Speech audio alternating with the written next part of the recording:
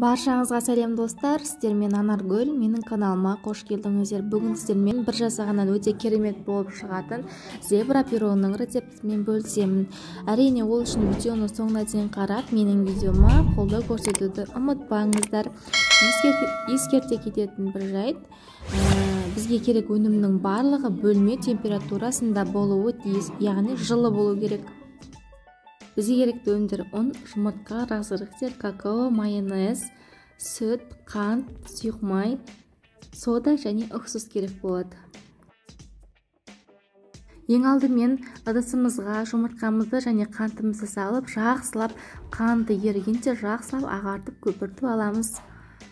Аппақ болып көпіргенше венчикпен араластырамыз.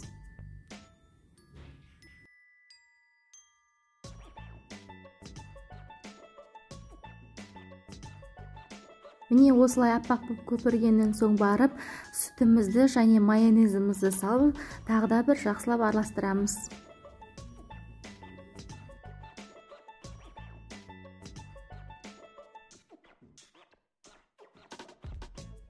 Содан соң содамызға уксусымызды құйып, массамызға салып, тағы да араластырамыз.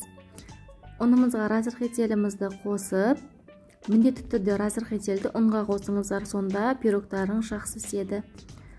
Ұнымызды аз-аздан салып, жақсылап араластырамыз. Ұнды бірден салып жіберуге болмайды, аз-аздан салып, осылай араластырамыз.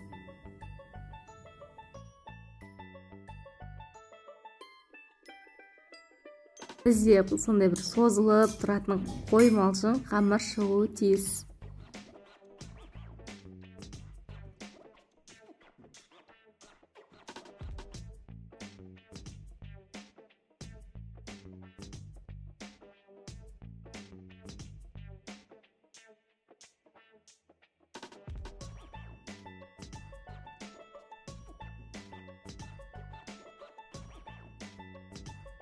Дайын болған қамырымызға сұйық майымызды құйып, жақсылап араластырып аламыз. Содан соң осы қамырымызды теңдей етіп, екі бөлікке бөлеміз. Бір бөлігіне какао, бір бөлігіне тағы да ұн қосатын боламыз. Бірдей етіп бөлеміз.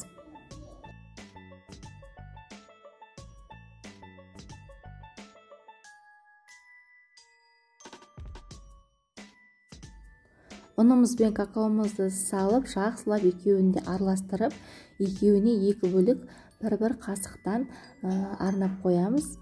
Содан соң пешімізді алдын ала қыздыруға қоямыз. 160-170 градусқа қыздырып қоямыз.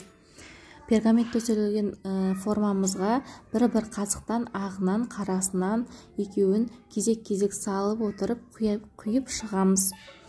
Дайын қамырымызды қызып тұрған 170 градуста немесе 160 градуста 40-45 минут шамасында қызарғанша пісіріп аламыз.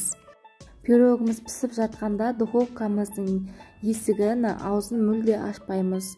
Өйткені ауа кірсе пирогымыз басылып қалуы мүмкін. Мінекей біздің пирогымыз пісіп шықты. Қалауыңызша бетін осындай қант ұнтағымен әсемдесеңіздер болады.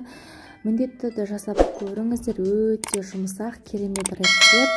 Назарларыңызға рахмет. Сіздермен болған Анаргүл. Менің видеома қолдау көрсетуді ұмытпаңыздар.